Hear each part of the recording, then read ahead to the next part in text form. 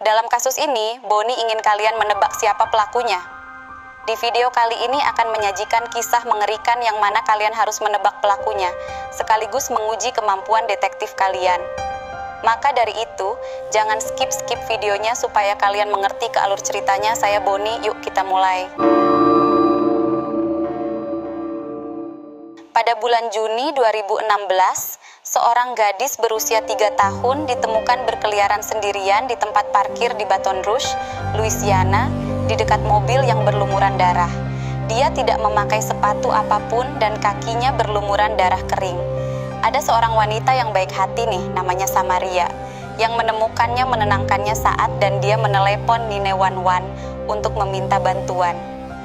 Samaria ini mulai bertanya kepada sang gadis, mana ibu, mana mobil ibu, dan si gadis menunjuk mobil ibunya. Tapi si ibu gadis itu tidak ada, hanya cipratan darah yang ada di mobil itu. Kemudian polisi datang dan diketahui polisi pemilik mobil itu bernama Lintel Washington, seorang guru yang baik dan hilang keberadaannya. Pada saat Samaria nelpon polisi di awal tadi, gadis itu berkata, Tuan Robbie yang menaruh darahnya di sana, yang tampaknya merujuk pada mobil Washington atau ibunya si gadis yang hilang ini. Washington berusia 40 tahun, dia adalah seorang ibu tunggal yang bekerja di Brookstone Middle Magnet Academy di Baton Rouge. Ia populer di kalangan staf dan siswa sekolah, dan bahkan pernah dinobatkan sebagai guru terbaik tahun itu di sekolah sebelumnya. Ia dikenal dekat dengan Robert Marks, kita panggil saja Mark, yang merupakan asisten kepala sekolah di Brookstone, dan bahkan keduanya sempat diisukan berpacaran secara diam-diam karena Marks telah menikah saat itu. Ada lagi nih teman dekatnya Washington bernama Melissa Mason, kita sebut saja Melissa, yang mana Washington selalu curhat apapun ke dia. Yang mana sebelumnya Washington bertanya, apakah Marks sedang mengalami perceraian tetapi tinggal di rumah yang sama? Karena Melissa kurang paham, dia malah balik nanya, apakah isu pacaran dengan Mark itu beneran?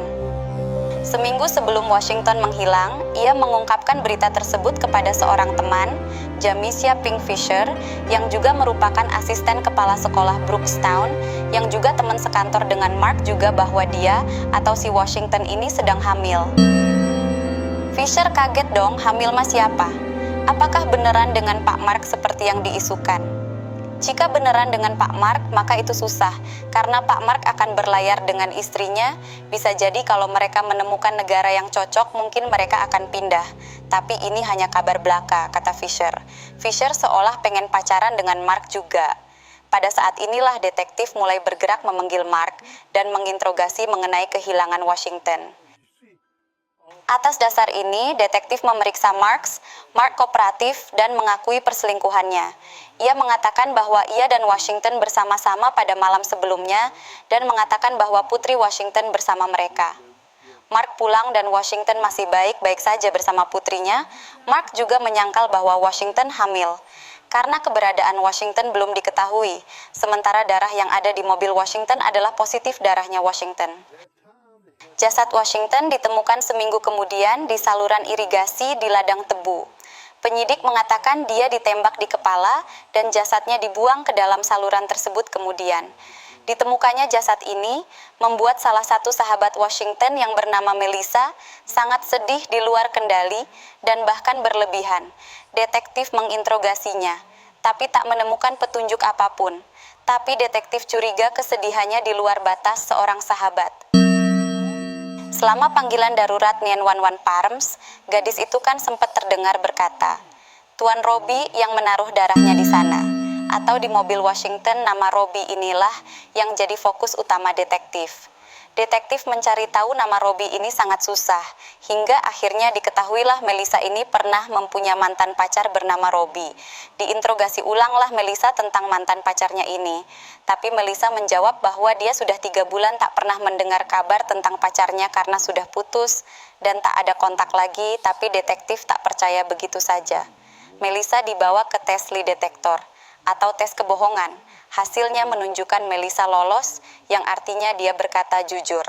Tapi tetap detektif masih mencurigai Melissa terlibat dalam kasus ini. Ada nih salah satu detektif yang curiga dengan penemu gadis yang awal, yaitu Samaria, karena diketahui bahwa Samaria punya satu anak laki-laki bernama Robbie dan dia terlibat dalam anggota geng yang brutal. Diinterogasilah mereka dan detektif juga belum menemukan bukti kuat. Tapi detektif yakin juga kemungkinan anak Samaria ini bisa jadi sebagai pelaku karena geng komplotan mereka terkenal suka bikin onar.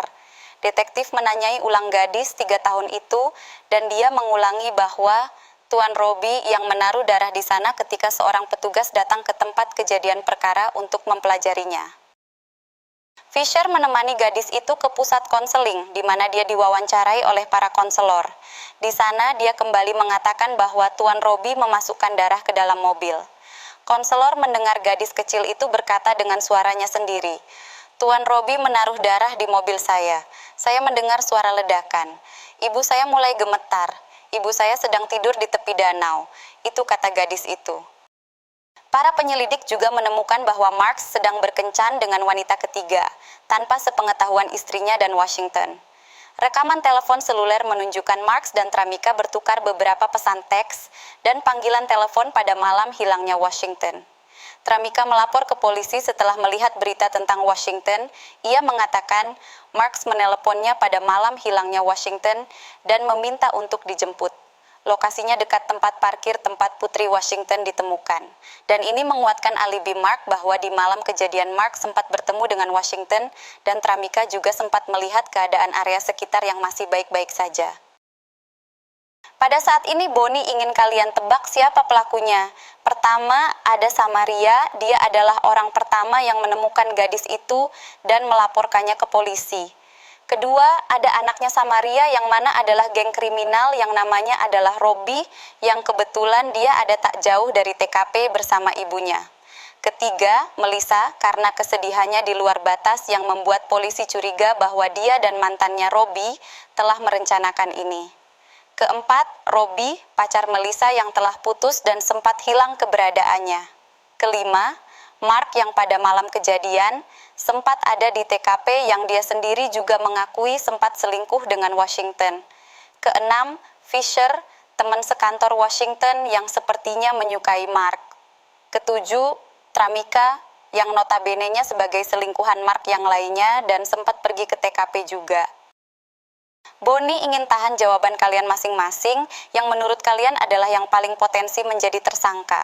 Bonnie kasih waktu selama 6 detik dari sekarang.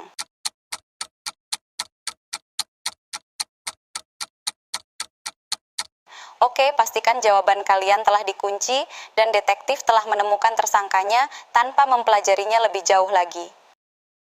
Jadi, pada malam kejadian Washington bertemu dengan orang tersebut, menuntut akan tanggung jawab kehamilannya, dan orang tersebut malah kemudian menembaknya.